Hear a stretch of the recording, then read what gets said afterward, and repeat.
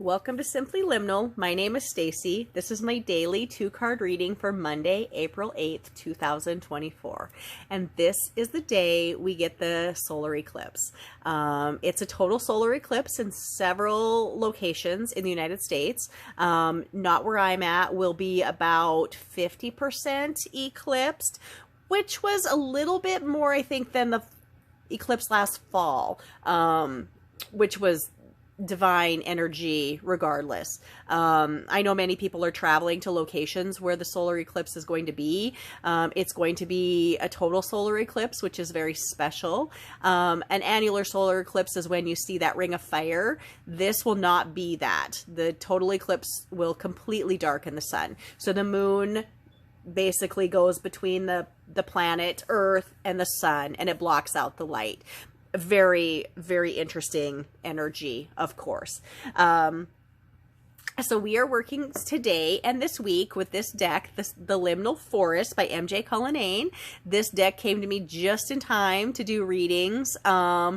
I pre-ordered this whenever it first went on pre-order, and you know, it came just at the time it needed to come, and so I'm very excited about this. MJ says about this deck, the Liminal Forest is a tool for navigating your inner landscape. It's a path of self-discovery and to open a dialogue with yourself, and it reveals insights. It says the insights you unravel are signposts which illuminate your way to self-discovery. So that's a pretty powerful message, and so far this has been a pretty powerful deck. Yesterday's reading was very interesting as we start that new moon phase, and today is the day of the new moon, hence the solar eclipse that we're getting for eclipse season. And so there's always magnificent energy going on. And so this is a new moon in Aries, so we have all that Aries energy. It's also the solar eclipse in Aries, and so this could potentially be a very powerful day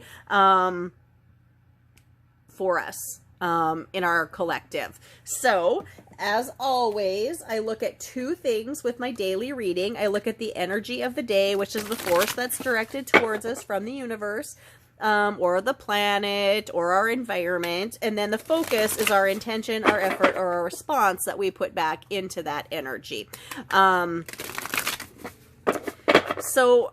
Like I said, this deck is brand new to me. I've not even done a personal reading for myself. I open it up, I look through the cards one time, look through the guidebook a little bit, and said, let's do readings for the collective. So let us look at the energy for today. And then let us look at our focus card. All right. So this is what we have. Now, I will say that before I start these readings, I open a circle of light and love and protection around myself, which extends to anyone watching the reading, no matter when it is going to be. I feel that's very, very important for you to know that you are protected when you watch these readings. And no matter when you watch these readings, you know, whether you see it today, tomorrow, next week, next year, or 10 years from now, I believe the time you come to the reading, there was a message in there for you. So MJ has written this deck, entitled it the Liminal Forest. Of course, I love liminal spaces, which is why I name my channel Simply Liminal, because I think that there are beautiful, simple messages in liminal spaces. Liminal spaces that I love are gateways, doorways, pathways. The dusk and the dawn are beautiful, beautiful liminal spaces. MJ has given us this liminal forest. Last week we worked with the secret garden, another liminal space. So let us look at the energy we have for this Eclipse Monday. All right. We have cycles. Isn't that interesting? So this is a beautiful card. I love robins. I always get a lot of robins in my yard, and we still have a little bit of snow around, but the robins are here, and I am excited to see them, because to me that means spring. There are meadowlarks singing as well, so spring is coming to us. But we have a lot of robins here, but there's one of them in the tree stump, and it has passed away, it looks like, and all the rest of them are around here. But we have the energy of cycles, which we know cycles are powerful in our world. Like every day we have a cycle. It is the day and night cycle, the sun and the moon cycle. We also have the lunar cycle, which lasts roughly 28, 29 days, depending on where we're at in the orbit. You know, that is a cycle that we live with. Another cycle that we get is the cycle of our seasons, you know, winter, spring, summer, fall, and then back into winter, which coincides with our yearly cycle around the planet. And there are bigger cycles that affect us. I mean, right now, one that comes to mind is Pluto. You know, Pluto has returned last February, I think, to the point where the United States was at the time of the American Revolution, when they signed the Declaration of Independence. Another cycle that we're moving into is Pluto, again, a very powerful planet. It is the planet of death and rebirth. It is the planet of transformation. It is also the planet of wealth and change within the earth.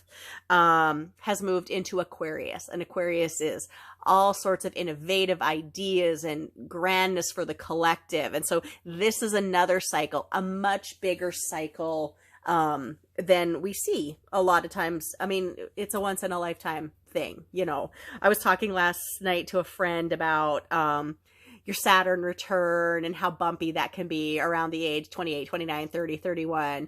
And then how your second Saturn return, roughly your late 50s to 60, is supposed to be a much easier transition in your life. But that's a cycle that we do get to experience and we're aware of. So we have the energy of cycles. Also, I just want to say it's interesting that today, on a day of the eclipse, when we know we have eclipse cycles, they affect us twice a year. Usually we have 2 eclipses. Sometimes we can have 3 in each part of the year. But these cycles come to us. There's also different cycles within the eclipses to be more complicated. You know, right now we're in the eclipse cycle, or where the north and south nodes of the moon are in Aries and Libra. And we'll have one more cycle, eclipse cycle of that in the fall. And then after January, the nodes shift. And so our eclipse cycles change. The energy of them changes. So there are so many cycles to be aware of. And even if we're not aware of them, they affect us. So let us see what I've been babbling, but let's see what MJ says about cycles.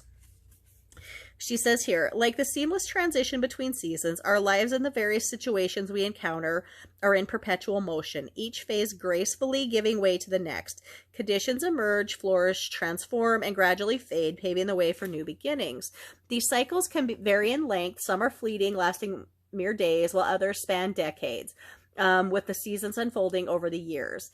In the situations that we really care about, those that hold significance in our lives, that stand out, and we feel each phase of the cycle. For instance, the onset of fall, marked by crisp breezes and waning daylight, warns of winter's arrival, urging us to prepare for colder and darker days ahead. When fall arrives, we know an ending or permanent change is not far behind.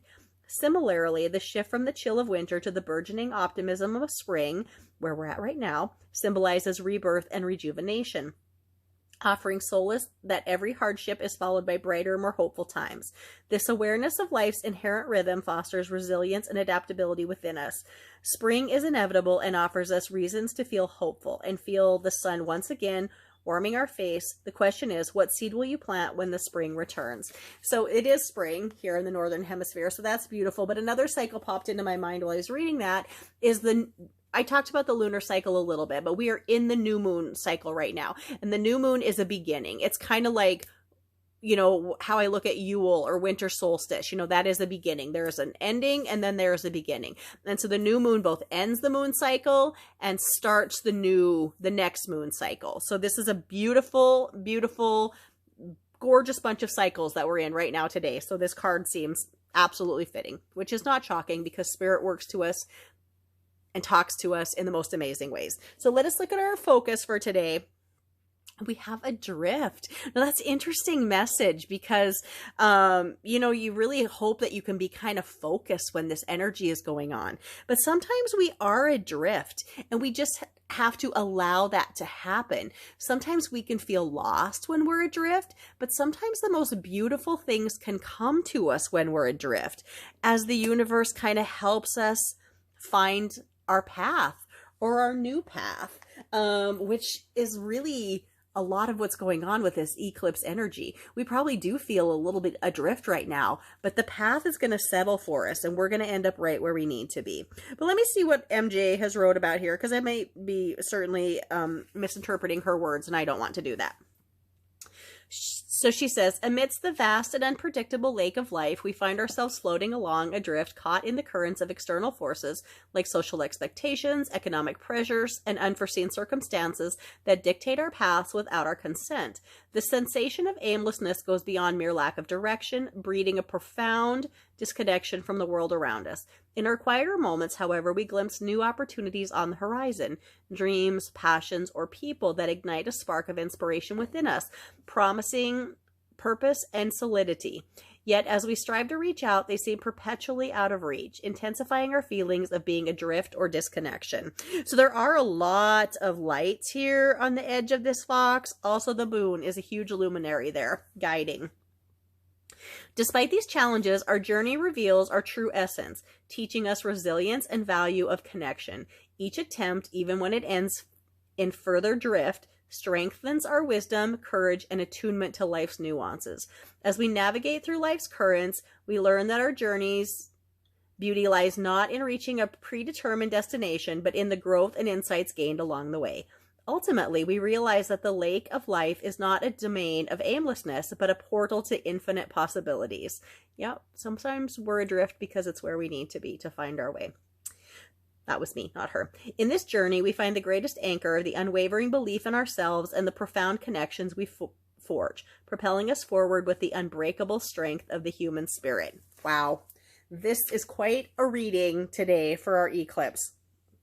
It's beautiful. I don't really think I even need to say anything more. MJ's words sum it up. I've already talked quite a bit about how I feel this is. Like, being adrift can be scary, but maybe it's exactly what we need to be. And I think we can feel that way in this, with this major shifts going on our planet, with our societies, with our governments, just our structure in general. Things are changing, and we do feel a little bit adrift, but we have to trust and have faith. I believe that things are going to work out for the better of us all, of the collective, for the better of the collective. So this reading has kind of made me think, gosh, I feel like I want to do a separate reading just for the eclipse. And I might just grab a different deck and do a 1-card pull. I'm feeling very like drawn to that right now. Like, that is something I need to do. And yeah, it's interesting. I haven't been struck by that feeling of, stop, you need to do a second reading. I don't know if it'll be this deck or another, but I think I'm going to sit down and do another reading, which you will probably be seeing later. I hope everybody gets to enjoy the eclipse energy, bask in it, enjoy it. Don't look directly into the sun, please, with unprotected eyes. It is not safe for your vision. Thank you for coming to this reading today. My name is Stacy. Please like, please subscribe, please share these videos so I can help this channel grow. I am so grateful to you all for your views and your likes. I really appreciate you all. And again, my name is Stacy. Thank you for visiting Simply Liminal with me. Happy new moon. Happy solar eclipse.